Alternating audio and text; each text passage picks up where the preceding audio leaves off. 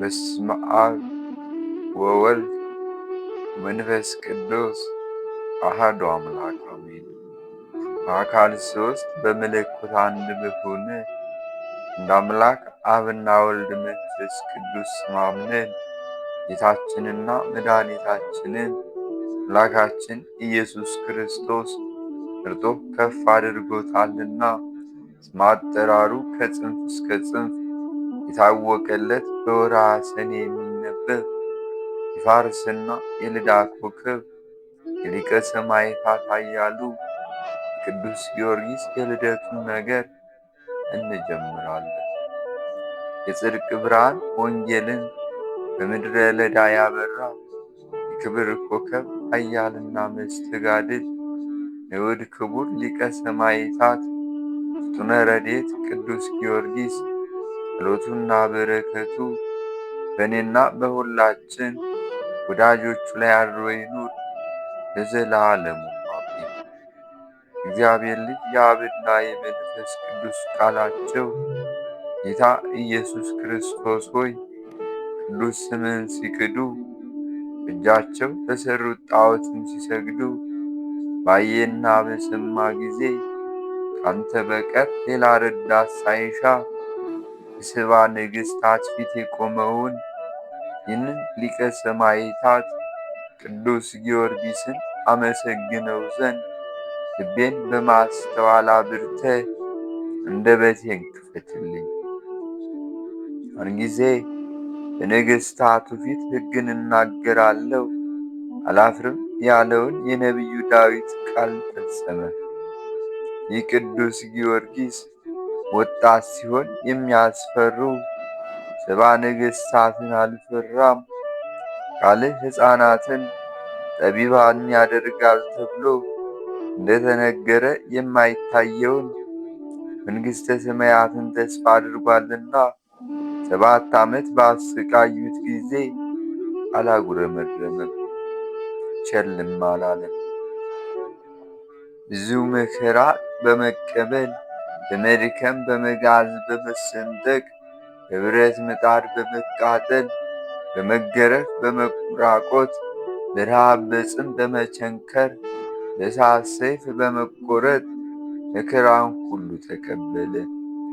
ከዚህ የሊቀ ሰማዕታት ቅዱስ ጊዮርጊስም ስቃይ ብዙ ነው። ስለ ጌታችን ኢየሱስ ክርስቶስ ስም የተቀበለው ሕማም አንዲቷስ እንኳ ለሞት ታደርሳለች። መዋቲው በሕያውነት ይለወጥ ዘንድ በላዩ ሌላ ሳንለብስ ከእርሱ ልንለይ አይወድም ያለውንና የኋላዬን ትቼ ወደፊት የገሰግሳለሁ እሱንም እከተላለሁ ያለውን ቅዱስ ጳውሎስን መሰለ። በመከራም ሁሉ 7 ዓመት ቆየ። ከእንግዲህ ወዲህ የዚህን የታላቁ ሊቀ ሰማዕታት ቅዱስ ጊዮርጊስ የልደቱን ዜና ጥቂት እንንገራችሁ። ክርስቲያን ወገኖቻችን ሆይ እናንተም ለማስተዋል ተዘጋጁ። ስሙ ዘሮንቶስ የሚሰኝ የልዳ አገረ ገዥ ልጅ የሚሆን አንድ ሰው በቀጵዶቅያ አገር ነበረ። በፈቃደ እግዚአብሔርም ወደ ፍልስጤም አገር ሄደ። አንዲት ቀን በመርከብ ላይ ቁጥራቸው 14 የሚሆን ጓደኞቹ ነጋዴያን ሁሉም ተኝተው ነበሩ። ሁሉም አንድ ሕልም አለሙ። እነሆ ከዘሮንቶስ ወገብ የወይን አረግ ሲወጣ አዩ። ሊቀ ሰማዕታት ቅዱስ ጊዮርጊስ በእውነት ዓለምን ሁሉ ደስ ያሰኘው የወይን ሐረግ ነው። ነቢዩ ኢሳይያስም ለወዳጄ እግዚአብሔር በለመለመ መስክ የወይን ቦታ አለው ብሎ እንደተናገረ ጉንደ ወይኑ ክርስቶስ ሲሆን እግዚአብሔር የተመረጠ ዞሮንቶስ ለምለም ወይን ነው። ጣዕመ ረድኤቱ እስከ አጽናፈ ዓለም የታወቀ የሰመረ የወይን ፍሬ ቅዱስ ጊዮርጊስን አብቅሏልና። ዳግመኛ በሌላ ቀን ዞሮንቶስ ሮም አገር በንጉሥ ግቢ ሳለ ንጉሡ ሕልም አየ።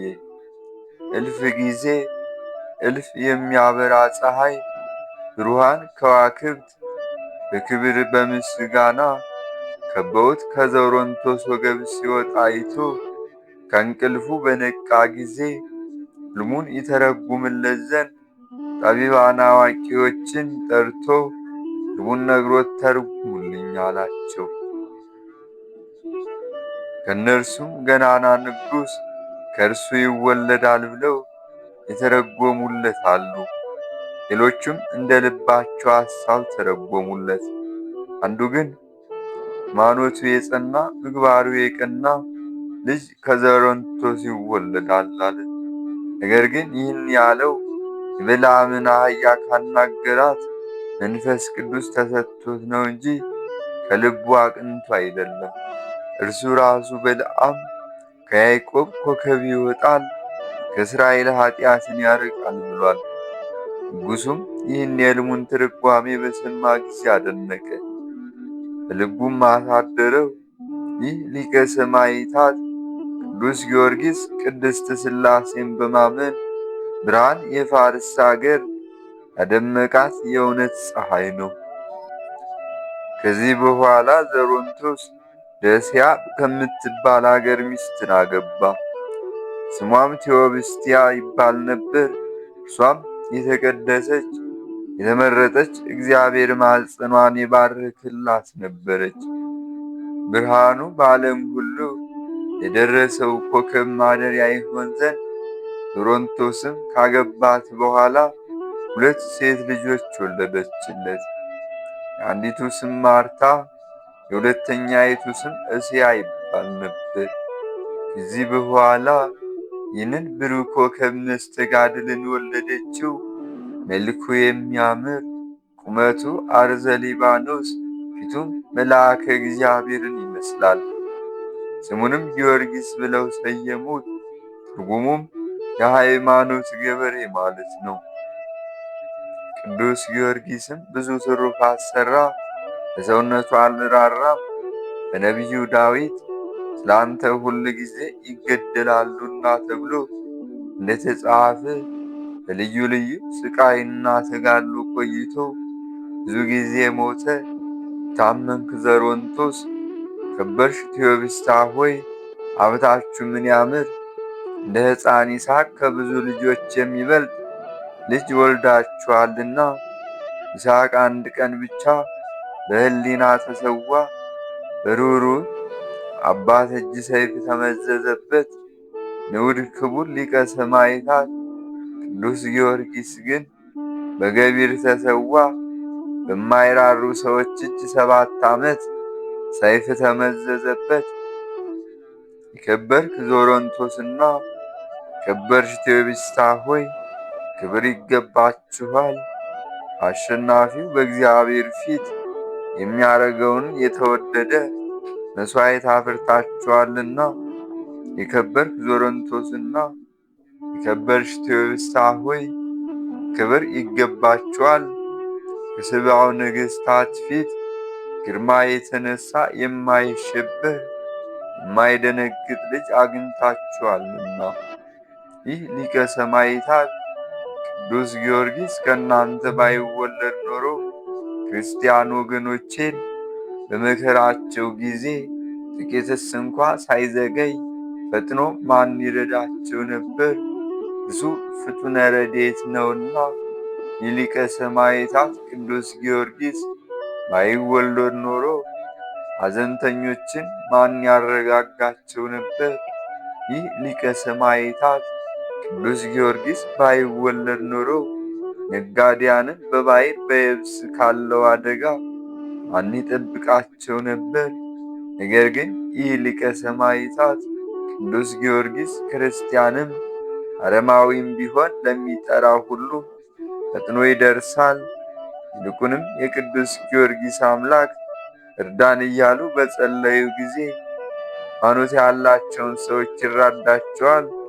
በመንፈስ ቅዱስ የተመረጠ አለኝታ ነውና። ፈጣሪ በቅዱስ መስቀል እንደተሰቀለ ለምን አላስብም እያለ ጸንቶ በመመስከር የክርስቶስን መከራ መስቀል ለተቀበለ ለዚህ ሰማዕት ክብር ይገባዋል። ስለዚህም ማኅበረ መላእክት በአንድነት ይሉታል፣ በንጽሕናው በቅድስናው እነርሱም መስሏልና። ማኅበረ ነቢያትም ያደንቁታል፣ ማኅበረ ሐዋርያትም ያከብሩታል፣ ማኅበረ ሰማዕታትም አለቃችን እያሉ ያከብሩታል፣ ይወዱታል። ወላዲተ አምላክ እመቤታችን ቅድስት ድንግል ማርያም እጅግ ትወደዋለች። የተጨነቁት እንዲራዳ፣ የታሰሩትን እንዲፈታ ትልከዋለች። የፈጠሩት ስሉስ ቅዱስ አብና ወልድ መንፈስ ቅዱስም 7 አክሊላትን አቀዳጁት። መዋቲት ነፍስ ሁላ ከሥጋ በተለየች ጊዜ አስቀድሞ በእኛ ስሉስ ቅዱስ መንበር ፊት ትስገድ፣ ኋላም ለወዳጃችን ጊዮርጊስ እጅ ትንሣ ብለው በቸርነታቸው ከፍ አደረጉት።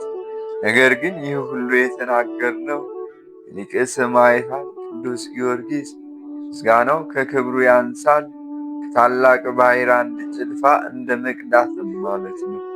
የዚህ ሊቀ ሰማዕታት ቅዱስ ጊዮርጊስ ምስጋናው ክብሩ ብዙ ነውና ጸሎቱና በረከቱ አማላጅነቱ ተስፋ ከምናደርግ ከእኛ ጋር ይሁን ለዘላለሙ አሜን። ይህችንም አዲስ በዓል ያደረግን በወልደ እግዚአብሔር ጌታችን ኢየሱስ ክርስቶስ ቸርነት ነው እንጂ ከልባችን ደፍረን አይደለም። ያለ እኔ ረዳትነት ምንም ልታደርጉ አትችሉም ብሎ እርሱ እንደተናገረው እናቱ ቅድስት ድንግል ማርያምና አማላጅነት በሊቀ ሰማዕታት ቅዱስ ጊዮርጊስም ረድኤት ነው እንጂ። በወርኃ ሚያዝያ 1 ቀን ሥቃይ ባጸኑበት ጊዜ 21 ዓመት ከ3 ወር ሆኖት ነበር ሲል መጽሐፈ ገድሉ የተናገረውን አይተን በዚህ ፍለጋ ወደ ዕለተ ልደቱ ቁጥር ደረስን። እነሆ ይህንንም በዓል ሠራን። ይኸውም በወርኃ ጥር 2 ቀን ነው። በወርኃ ሚያዝያ 1 ቀን ከዚያ በጎደለው 1 ቀን ትሞላለች። የወርኃ የካቲትና የወርኃ መጋቢት ወር ሙሉ ይሆናል። እነዚህ 3 ወራት ሊቀ ሰማዕታት ቅዱስ ጊዮርጊስ በተጋድሎ ከኖረባቸው 21 ዓመታት የተረፉ ናቸው። ሊቀ ሰማዕታት ቅዱስ ጊዮርጊስን በመረጠው ጌታችን ኢየሱስ ክርስቶስ ከቸር አባቱና ከማያዊ መንፈስ ቅዱስ ጋር ፍጹም ምስጋና ይገባል። የዚህ የሊቀ ሰማዕታት ቅዱስ ጊዮርጊስ የተቀደሰች የልደቱ በረከትም ከእኛና ከእናንተ ጋር ትሁን ዛሬም ለዘወትርም አሜን። ጸሎቱና በረከቱ ለዘላለሙ በእውነት ከእኛ ጋር ይሁንና ኃያሉ ገባሬ መንክራት ኃያል መስተጋድል ሊቀ ሰማዕታት ቅዱስ ጊዮርጊስ አደረገው ተአምር ነው። በፍጹም ልቡ ሊቀ ሰማዕታት ቅዱስ ጊዮርጊስን የሚወድ አንድ ግብፃዊ ነበር። ከፍቅሩም ብዛት የተነሳ እጅግ ያማረ ቤተ ክርስቲያን አሳነጸ። የእግዚአብሔርንም የሕጉን ታቦት ለማስገባት በፈለገ ጊዜ ከሃዲው ንጉሥ መጥቶ ከሚስቱ ጋር ቤተ ክርስቲያኑን መኖሪያው አደረገው። ቤተ ክርስቲያኑን ያሳነጸው ይህ ሰውም በችኮላ ሄዶ ለሊቀ ጳጳሱ ነገረው። ሊቀ ጳጳሱም ተነስቶ ወደ ንጉሡ ሄደና ለምን የማይገባ ሥራ ትሠራለህ? ቤተ ክርስቲያኒቱ የታነጸችው በኃያሉ ሊቀ ሰማዕታት ቅዱስ ጊዮርጊስ ስም ነውና አለው።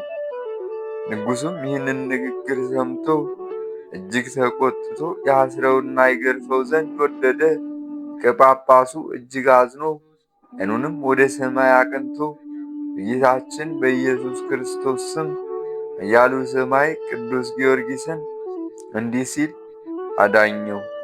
እንተ ቅዱስ ጊዮርጊስ ሆይ በዚህ አላዊ ንጉሥ ላይ ኃይልን የማትገልጽ ከሆነ ከማኅበረ ሰማዕታት ሁሉ ጋራ በእግዚአብሔር ፊት አትቁም እያለ አማጸነ።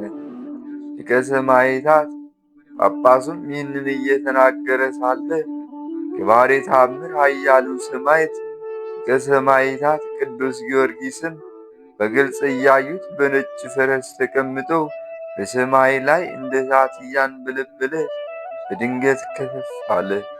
ወደ ከሃዲው ንጉሥ ወዳለበት ወደዚያ ቤትም ገብቶ በጦር ወግቶ ከዙፋኑ ገለበጠው። ከቤተ ክርስቲያኑ ወደ ሩቅ ስፍራ ወስዶ በምድር ላይ ጣለው። አንጊዜም ያ ክፉ ንጉሥ ክፉ አሟሟት ሞተ። ሚስቱም እንዲሁ ሆና ሞተች። የሚንቀሳቀስና የማይንቀሳቀስ ንብረቱንም ሁሉ በተነው። ከቶ ምንም የተረፈ አልነበረም።